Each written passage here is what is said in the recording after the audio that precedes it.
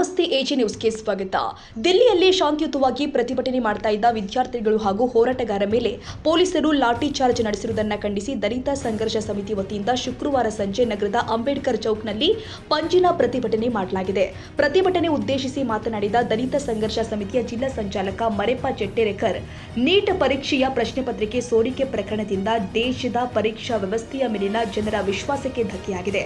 ಪ್ರಶ್ನೆ ಪತ್ರಿಕೆ ಸೋರಿಕೆ ಪ್ರಕರಣವನ್ನು ವಿರೋಧಿಸಿ ಪ್ರತಿಭಟನೆ ಮಾಡ್ತಾ ಇದ್ದ ವಿದ್ಯಾರ್ಥಿಗಳು ಹಾಗೂ ಸಾಮಾಜಿಕ ಹೋರಾಟಗಾರರ ಮೇಲೆ ಲಾಠಿ ಚಾರ್ಜ್ ನಡೆಸಿರುವುದು ಪ್ರಜಾಪ್ರಭುತ್ವದ ಮೌಲ್ಯಗಳಿಗೆ ವಿರುದ್ಧವಾಗಿದೆ ಎಂದಿದ್ದಾರೆ.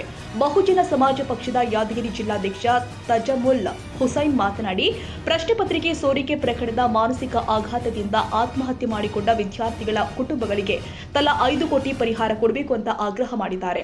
ಪ್ರಕರಣದ ನೈತಿಕ ಹೊಣೆ ಹೊತ್ತು ಕೇಂದ್ರ ಶಿಕ್ಷಣ ಸಚಿವ ಧರ್ಮೇಂದ್ರ ಪ್ರಧಾನ್ ಹಾಗೂ ಕೇಂದ್ರ ಗೃಹ ಸಚಿವ ಅಮಿತ್ ಶಾ ರಾಜೀನಾಮೆ ಕೊಡಬೇಕು ಅಂತ ಒತ್ತಾಯ ಕೂಡ ಮಾಡಿದ್ದಾರೆ.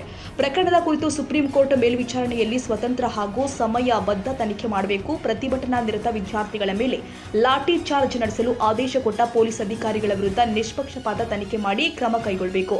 ರಾಷ್ಟ್ರೀಯ ಮಟ್ಟದ ಪರೀಕ್ಷೆಗಳಲ್ಲಿ ಪ್ರಶ್ನೆ ಪತ್ರಿಕೆ ಸೋರಿಕೆಯಾಗದಂತೆ ಪಾರದರ್ಶಕ ಹಾಗೂ ಸುರಕ್ಷಿತ ಪರೀಕ್ಷಾ ವ್ಯವಸ್ಥೆ ಜಾರಿಗೊಳಿಸಬೇಕು ಅಂತ ಪ್ರತಿಭಟನಾಕಾರರು ಕೂಡ ಒತ್ತಾಯ ಮಾಡಿದ್ದಾರೆ. ಅದಕ್ಕೋಸ್ಕರ ನಾವು ಅವರಿಗೆ ಸಪೋರ್ಟ್ಗಾಗಿ ಇವತ್ತಿನ ದಿನದಲ್ಲಿ ಡಾಕ್ಟರ್ ಬಿ.ಆರ್. ಅಂಬೇಡ್ಕರ್ ಸ್ಟ್ಯಾಚ್ಯೂದಲ್ಲಿ ಅವರಿಗೆ ಸಪೋರ್ಟ್ಗಾಗಿ ನಾವು ಹೋರಾಟ ಮಾಡ್ತಾ ಇದ್ದೇವೆ. ಈ ದೇಶದಲ್ಲಿ ಪ್ರಜಾಪ್ರಭುತ್ವವನ್ನು ಸರ್ವನಾಶ ಮಾಡಿಕೊಂಡಿದ್ದಾರೆ ಬಿಜೆಪಿಯವರು. ಅದಕ್ಕೆ ಸಪೋರ್ಟ್ ಆಗಿ RSS ಅವರು, ಆಕ್ಚುಲಿ ಬಿಜೆಪಿ ಅವರು ಇಲ್ಲ, RSS ಅವರಿಗೆ ಇದಕ್ಕೆ ಮೂಲ ಕಾರಣ.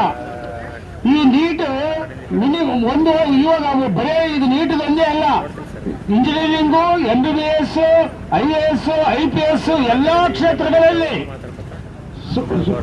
ಸುಸಂಸ್ಕೃತವಾಗಿ ಹಾಳು ಮಾಡ್ತಾ ಇದ್ದಾರೆ. ನಮ್ಮ ಸೌತ್ ಇಂಡಿಯಾಕ್ಕಾಗಲಿ, ಬೇರೆ ಬಡವರಿಗಾಗಲಿ, ದಲಿತರಿಗಾಗಲಿ, ಹಿಂದುಳಿದರಿಗಾಗಲಿ ಈ ಯಾವುದೇ ಅವರು ನೌಕರು ಕೊಡಲೇಬಾರದಂತ ಒಂದು ಡಿಸೈಡ್ ಮಾಡಿ MBBS ಆಗಲಿ ಅವರು ಉತ್ತರ ಭಾರತದವರೇ ಆಗಬೇಕು, ಬೇರೆ ಯಾರು ಆಗಬಾರ್ದು ಅಂತ ಒಂದು ಉದ್ದೇಶ ಅವ್ರದ್ದು ಬಿಜೆಪಿ ಅವ್ರದ್ದು. ಈ ಬಿಜೆಪಿ ಅವರು ಏನ್ ಮಾಡ್ತಾ ಇದಾರೆ, ಪ್ರಜಾಪ್ರಭುತ್ವ ಕಗ್ಗೊಲೆ ಮಾಡ್ತಾ ಇದಾರೆ. ಹೆಂಗ್ ಮಾಡ್ತಾ ಇದಾರೆ, ನೆಹರು ಅವರು 1947ರಲ್ಲಿ ಪ್ರಜಾಪ್ರಭುತ್ವ ಅವರು ಪ್ರಜಾಪ್ರಭುತ್ವ ಮಾಡಿದಾಗ ಬೇರೆ ಕಂಟ್ರಿಗಳು ಏನ್ ಹೇಳ್ತಾ ಇದ್ರು, ಈ ದೇಶದಲ್ಲಿ ಪ್ರಜಾಪ್ರಭುತ್ವ ಸಕ್ಸಸ್ ಆಗಲ್ಲ ಅಂತ ಹೇಳ್ತಾ ಇದ್ರು. ಆದ್ರೆ 7 ದಶಕಗಳ ಕಾಲ ನೆಹರು ಅವರು ಆಳಿರ್ತಕ್ಕಂಥ 1947ರಲ್ಲಿ ನಮಗೆ ಪ್ರಜಾಪ್ರಭುತ್ವವನ್ನು ಬಿಟ್ಟು ಈ ದೇಶದಲ್ಲಿ ಪ್ರಜಾಪ್ರಭುತ್ವ. ಆದ್ರೆ 2 ಸರಿ 1975ರಲ್ಲಿ ಮತ್ತೆ 2014ರಲ್ಲಿ ಪ್ರಜಾಪ್ರಭುತ್ವ ಹಾಳು ಮಾಡಿಕೊಂಡಿದ್ರು. ಅಂತವರನ್ನ ಇವಾಗ ಮೋದಿ ಅವರು ಬಂದ ಮೇಲೆ ಟೋಟಲ್ ಆಗಿ ಈ ದೇಶದಲ್ಲಿ ಇರ್ತಕ್ಕಂಥ 14% ಮುಸ್ಲಿಮ್ಸರಿಗೂ ದಲಿತರಿಗೂ ಯಾವ ಸ್ಥಾನಮಾನ ಕೊಡಬಾರ. ಯಾಕಂದ್ರೆ ನಾವು ವಿದ್ಯಾವಂತರಾಗ್ತಾ ಇದೀವಿ, ಓದ್ತಾ ಇದೀವಿ. ಅದಕ್ಕೋಸ್ಕರ ನಮ್ಮನ್ನು ತುಳಿಬೇಕಂತಾನೆ ಅವರು ಮಾಡ್ತಾ ಇದಾರ. ಈ ವಿದ್ಯಾರ್ಥಿಗಳಿಗೆ ಅನ್ಯಾಯ ಆಗ್ತಾ ಇದೆ. ಅದಕ್ಕೆ ಸಪೋರ್ಟ್ ಆಗಿ ನಾವು ಹೋರಾಟ ಮಾಡ್ತಾ ಇದ್ದೀವಿ. ಇದು ಮುಂದೆ ಇರುತ್ತದೆ. ಜೈ ಭೀಮ್. ನನಗೆ ಮಾತಾಡಲು ಅವಕಾಶ. ನೀಟ್ ಪರೀಕ್ಷೆ ಪೇಪರ್ ಲೀಕ್ ಆದಾಗ 20 ವಿದ್ಯಾರ್ಥಿಗಳು ಆತ್ಮಹತ್ಯೆ ಮಾಡ್ತಿದ್ರು.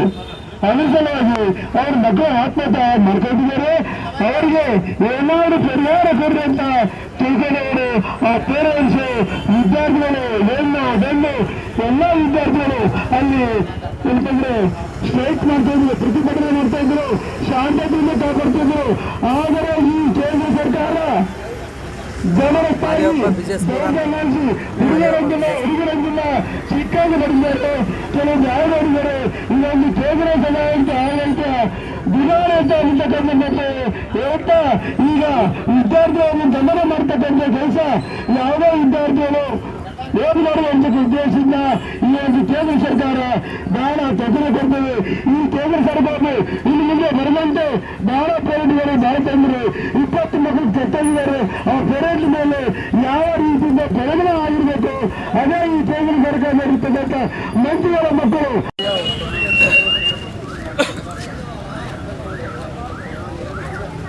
जय भीम, जय भारत। जैसा कि भारत के अंदर लगातार नीट पेपर लीक को लेकर भारत के सभी कोने कोने में all political and social organisation के ओर से प्रतिभटना प्रोटेस्ट चल रहा है। उसी तरह से यादगिर में DSS की ओर से यहाँ पर बड़ा प्रतिभटना रखा गया था। हम बहुजन समाज पार्टी की ओर से इस संगठन को इस प्रोटेस्ट को हमारा सहयोग देते हुए केंद्र सरकार को हमें एक मैसेज देना चाहते हैं। इस देश का दुर्भाग्य हमारा ये है, हमें प्रधानमंत्री भारत में ऐसा मिला है, 13 साल प्रधानमंत्री के सीट पर रहकर दुनिया का दौरा करते हुए 600 करोड़ से ज़्यादा हमारे हिंदुस्तानी के टैक्स से 600 करोड़ से ज़्यादा खर्च करने वाला, आज जो हमारे भारत का नागरिक रहने वाला स्टूडेंट जो 25 से ज़्यादा लोग डेथ हो गए, नौजवान लड़के, उन लड़कों के लिए कंपनसेशन चार्ज के लिए 1-1 करोड़ की डिमांड रख के बैठे हुए हैं। ज़्यादा से ज़्यादा कंपनसेशन चार्ज एक को पकड़ा गया तो 25 करोड़ का होता।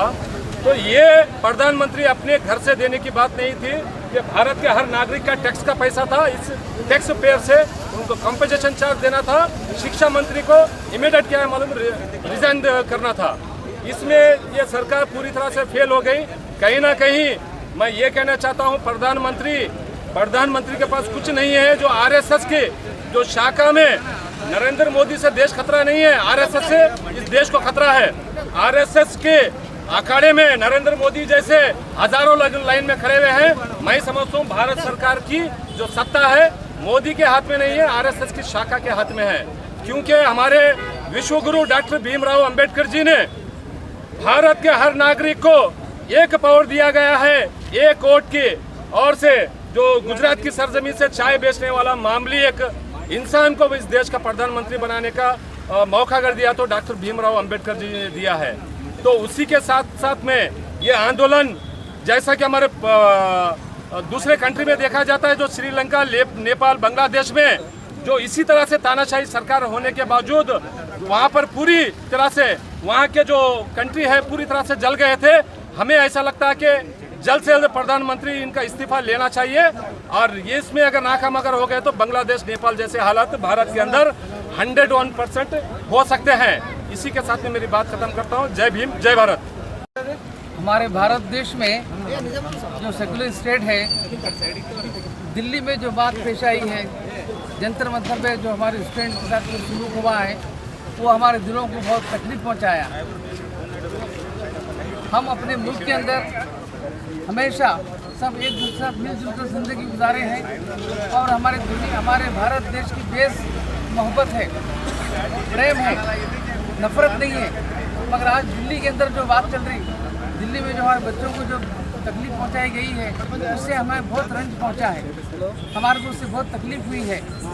हमारी गुजारिश ये है कि हुकूमत हिंद, भारत सरकार उन बच्चों के ताल्लुक से जिनको तकलीफ पहुंची है, जो बच्चे दुनिया से गुजर गए हैं, उनको पूरा उनका हक अदा करें और फिर अपनी पुलिस को ये हुक्म दे कि स्टूडेंट के बारे में वो बहुत एहतियात बरतें। हमारे बच्चे हैं, उन बच्चों को कोई तकलीफ नहीं पहुंचना। ये मुल्क जमहूरी मुल्क है, सेक्युलर स्टेट है, डेमोक्रेटिक स्टेट है। यहाँ हर आदमी को बात करने, अपना हक पूछने की इजाज़त है। तो किसी को इस इजाज़त से महरूम ना करें, सबको लेकर चलने वाले बने।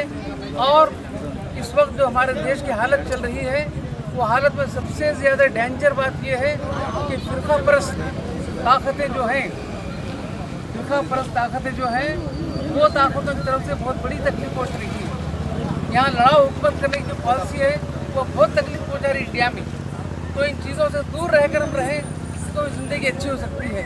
अब देखिए, राम मंदिर जैसे मुक़द्दस मुकाम पे जो वाक़यात पेश आए हैं, तमाम भारत के लोगों के सर को झुका दिए हैं।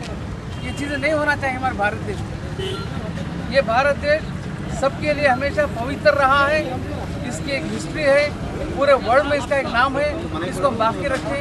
इतना कहते हुए अपनी बात को खत्म करते ಇವತ್ತಿನ ಏನು ಕೇಂದ್ರ ಸರ್ಕಾರ ನೀಟ್ನಲ್ಲಿ ಅವ್ಯವಹಾರ ಆದಂಥ ಘಟನೆ ಮತ್ತು ಮೊನ್ನೆ ತಾನೇ ನಡೆದಿರುವಂಥ ಏನು ಜಂತರ್ ಮಂತರ್ನಲ್ಲಿ ಒಂದು ಪ್ರತಿಭಟನೆ ಮಾಡೋ ಮುಖಾಂತರ ಸಂಸತ್ ಭವನಕ್ಕೆ ಹೋಗಿ ಒಂದು ನ್ಯಾಯ ಕೇಳುವಂಥ ಸಂದರ್ಭದಲ್ಲಿ ಡೈಲಿ ಪೊಲೀಸರು ವಿದ್ಯಾರ್ಥಿಗಳ ಮೇಲೆ ಮಾಡಿರುವಂಥ ಹಲ್ಲೆಯನ್ನು ಖಂಡಿಸಿ ನಮ್ಮ ಯಾದಗಿರಿ ಜಿಲ್ಲೆಯಲ್ಲಿ ಇವತ್ತು ದಿನ ಕೇಂದ್ರ ಸ್ಥಾನದಲ್ಲಿ DSS ವತಿಯಿಂದ ಹಾಗೂ DSP ಮತ್ತು ಎಲ್ಲ ನಮ್ಮ ಎದ್ದೇಳು ಕರ್ನಾಟಕ ಮತ್ತು ಎಲ್ಲ ಪ್ರಗತಿಪರ ಸಂಘಟನೆಗಳ ಒಕ್ಕೂಟದ ವತಿಯಿಂದ ಇವತ್ತಿನ ಒಂದು ಪಂಜಿನ ಪ್ರತಿಭಟನೆಯನ್ನು ಮಾಡಿದ್ದೇವೆ.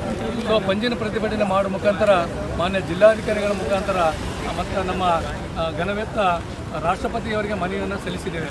ಸೊ ಇದು ಎಲ್ಲರಿಗೆ ಇಡೀ ಭಾರತ ದೇಶವೇ ಒಂದು ತಲೆ ತಗ್ಗಿಸುವಂಥ ಒಂದು ಘಟನೆಯಾಗಿದೆ. ಏನು ಈ ರಾಷ್ಟ್ರದ ಒಂದು ನವ ಯುವಕರು ಏನು ಈ ನಾಗರಿಕ ಬಂಧುಗಳು ಈ ರಾಷ್ಟ್ರವನ್ನು ನಿರ್ಮಾಣ ಮಾಡುವಂಥ ಒಂದು ಹಂತದಲ್ಲಿರುವಂಥ ವಿದ್ಯಾರ್ಥಿಗಳ ಮೇಲೆ ಇಂಥ ಒಂದು ಕೃತ್ಯವನ್ನು ಕೇಂದ್ರ ಸರ್ಕಾರ ಮಾಡಿದೆ. ಈ ಘಟನೆಯನ್ನು ಖಂಡಿಸಿ ಇಡೀ ಪ್ರಪಂಚದಿಂದ ಎಲ್ಲ ಪ್ರಗತಿಪರ ಚಿಂತಕರು, ಅಂಬೇಡ್ಕರ್ ವಾದಿಗಳು ಒಂದು ಹೋರಾಟವನ್ನು ಮಾಡ್ತಾ ಇದ್ದಾರೆ. ಸೊ ಏನಂತಂದರೆ ಕೂಡಲೇ ಏನು ನೀಟ್ನಲ್ಲಿ ಅವ್ಯವಹಾರ ಆಗಿದೆ ಆ ವಿಷಯನ ಏನು ಆ ಘನವೆತ್ತ ಕೇಂದ್ರ ಸರ್ಕಾರದ ಶಿಕ್ಷಣ ಸಚಿವರು ಕೂಡಲೇ ರಾಜೀನಾಮೆ ಕೊಡಬೇಕನ್ನುವಂಥದ್ದು ನಮ್ಮ ಎಲ್ಲರ ಡಿಮಾಂಡ್ ಇದೆ. ಅದರ ಜೊತೆಗೇ ಏನು ಏನು ಮಕ್ಕಳ ಮೇಲೆ, ವಿದ್ಯಾರ್ಥಿಗಳ ಮೇಲೆ ಮತ್ತು ಹೋರಾಟಗಾರರ ಮೇಲೆ ಏನು ಹಲ್ಲೆ ಮಾಡಿದ್ದಾರೆ, ಅದಕ್ಕಾಗಿ ಕೇಂದ್ರದ ಗೃಹ ಸಚಿವರು ಕೂಡ ರಾಜೀನಾಮೆಯನ್ನು ಕೊಡಬೇಕಂತೇಳಿ ಒತ್ತಾಯಿಸಿ ಇವತ್ತಿನ ಈ ಒಂದು ಪ್ರತಿಭಟನೆ ಮಾಡಿದ್ದೇವೆ. ಸೊ ನಿಮಗೆಲ್ಲರೂ ಗೊತ್ತಿದೆ ಏನು ಅಲ್ಲಿ ನಡೀತು, ಒಂದು ತಿಂಗಳಿಂದ ಒಂದು ಶಾಂತಿಯುತವಾದಂಥ ಹೋರಾಟ ನಡೀತಿದೆ, ನಿರಂತರ ಪ್ರತಿಭಟನೆ ನಡೀತಿದೆ. ಸೊ ಕೇಂದ್ರ ಸರ್ಕಾರ ಅದನ್ನು ಗಂಭೀರವಾಗಿ ತೆಗೆದುಕೊಳ್ಬೇಕಾಯಿತು. ಆದರೆ ಇಲ್ಲಿವರೆಗೂ ಯಾವುದೇ ವಿಷಯವನ್ನು ಗಂಭೀರವಾಗಿ ತೆಗೆದುಕೊಳ್ಳದೇ ಇಂಥ ಕೃತ್ಯವನ್ನು ಮಾಡಿರೋದು ಇಡೀ ಮಾನವ ಕುಲವೇ, ಇಡೀ ಭಾರತೀಯರೇ, ಇಡೀ ಸಂವಿಧಾನವಾದಿಗಳೇ, ಅಂಬೇಡ್ಕರ್ ವಾದಿಗಳೇ ಎಲ್ಲರೂ ತಲೆ ತಗ್ಗಿಸುವಂಥ ವಿಷಯ ಆಗಿದೆ. ಸೊ ಆ ನಿಟ್ಟಿನಲ್ಲಿ ಕೂಡಲೇ ಮತ್ತೊಮ್ಮೆ ಇದು ಒಂದು ಸಾಂಕೇತಿಕ ಹೋರಾಟ ಮಾಡಿದ್ವಿ. ಇವತ್ತಿನ ಕೂಡಲೇ ಕೇಂದ್ರದ ಸಚಿವರುಗಳು ರಾಜೀನಾಮೆ ಪಡಲಿಲ್ಲ, ಆ ಏನು ನೀಟ್ ಅವ್ಯವಹಾರದಲ್ಲಿ ಆದಂಥ ಘಟನೆಯನ್ನು ಒಂದು ಎನ್ಕ್ವೈರಿ ಮಾಡಲಿಲ್ಲ ಅಂತಂದರೆ ಮುಂದಿನ ದಿನದಲ್ಲಿ ಇಡೀ ಭಾರತ ದೇಶದ ತುಂಬ, ಇಡೀ ದೇಶಾದ್ಯಂತ ಒಂದು ಪ್ರತಿಭಟನೆಯನ್ನು ಮಾಡುವುದು ಅವಶ್ಯಕ ಇದೆ ಅನ್ನುವಂಥ ಮಾತನ್ನು ಈ ಮೂಲಕ ಕೇಂದ್ರ ಸರ್ಕಾರಕ್ಕೆ ಒಂದು ಎಚ್ಚರಿಕೆಯನ್ನು ನೀಡ್ತಾ ಇದ್ದೇನೆ. ಧನ್ಯವಾದಗಳು. ನಮ್ಮ ಹೆಸರು ಮರಪ್ಪ ಚಟ್ಟೇರ್ಕರ್ ಅಂತೇಳಿ, DSS ಜಿಲ್ಲಾ ಸಂಚಾಲಕರು, ಯಾದಗಿರಿ. ಪ್ರತಿಭಟನೆ ಬಳಿಕ ತಹಸೀಲ್ದಾರ್ ಮೂಲಕ ಜಿಲ್ಲಾಧಿಕಾರಿಗಳಿಗೆ ಮನವಿ ಕೂಡ ಸಲ್ಲಿಸಲಾಗಿದೆ. ಜಿಲ್ಲಾಧಿಕಾರಿಗಳ ಮೂಲಕ ರಾಷ್ಟ್ರಪತಿಗಳಿಗೆ ಮನವಿ ರವಾನಿಸುವಂತೆ ಆಗ್ರಹ ಕೂಡ ಮಾಡಲಾಗಿದೆ. ಪ್ರತಿಭಟನೆಯಲ್ಲಿ ಡಾಕ್ಟರ್ ಭಗವಂತ ಅನ್ವಾರ್, ಗೋಪಾಲ ತಿಳಗೇರಿ, ಮೊಹಮ್ಮದ್ ಜಿಲಾನಿ, ವಿಜಯಕುಮಾರ್ ಶಿರಗೋಳ, ಸೈದಪ್ಪ ಕೂಲೂರು, ಭೀಮ್ರಾಯ್ ಹೊಸ್ಮನಿ, ಪರಶುರಾಮ್ ಒಡೆಯರ್, ಸಂಪತ್ ಚಿನ್ನಾಕರ್, ವಸಂತ ಸುಂಗಲ್ಕರ್, ಮರಿಲಿಂಗಪ್ಪ ಕೂರಕುಂಬಳ, ಭೀಮಣ್ಣ ಸುಂಗಲ್ಕರ್, ಪ್ರಶಾಂತ್ ಸುಂಗಲ್ಕರ್, ಗಾಲೇಬ ಪಟೇಲ್, ಮೊಹಮ್ಮದ್ ಸಲೀಂ ಸಾಬ್, ಡಾಕ್ಟರ್ ಮೊಹಮ್ಮದ್ ಶಫಿ, ಬದ್ರುದ್ದೀನ್ ಸಾಬ್, ರಾಜು ಹುಬ್ಬಳ್ಳಿ ಸೇರಿ ಹಲವರು ಭಾಗವಹಿಸಿದ್ರು. Nizamuddin Yadgiri, AG news.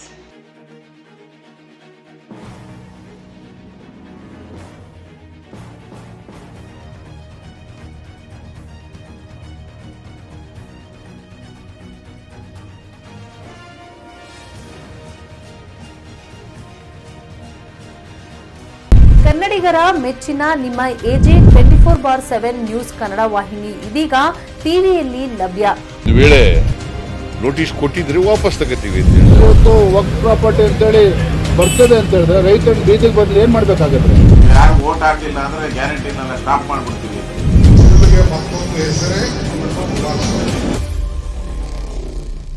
ಕರ್ನಾಟಕ ಮತ್ತು ದೇಶ ವಿದೇಶ 360 ಡಿಗ್ರಿ ಸುದ್ದಿ ಹಾಗೂ ಉತ್ತರ ಕರ್ನಾಟಕ, ಬೆಳಗಾವಿ, ಬಾಗಲಕೋಟೆ, ಧಾರವಾಡ, ಹಾವೇರಿ, ಗದಗ, ಬಿಜಾಪುರ ಜಿಲ್ಲೆಯ ಕ್ಷಣದ ವಿವರವನ್ನ ಪಡೆಯುವುದಕ್ಕೆ AJ 24/7 ನ್ಯೂಸ್ ಕನ್ನಡ ವಾಹಿನಿಯನ್ನ ಲೈಕ್ ಮಾಡಿ, ವಿಡಿಯೋಗಳನ್ನ ಶೇರ್ ಮಾಡಿ, ಕಮೆಂಟ್ ಮಾಡುವ ಮೂಲಕ ನಮ್ಮ ವಾಹಿನಿಗೆ ಸಹಕಾರ ನೀಡಿ ಮತ್ತು ಚಾನೆಲ್ ಅನ್ನ ಸಬ್ಸ್ಕ್ರೈಬ್ ಮಾಡಿ. ಧನ್ಯವಾದಗಳು.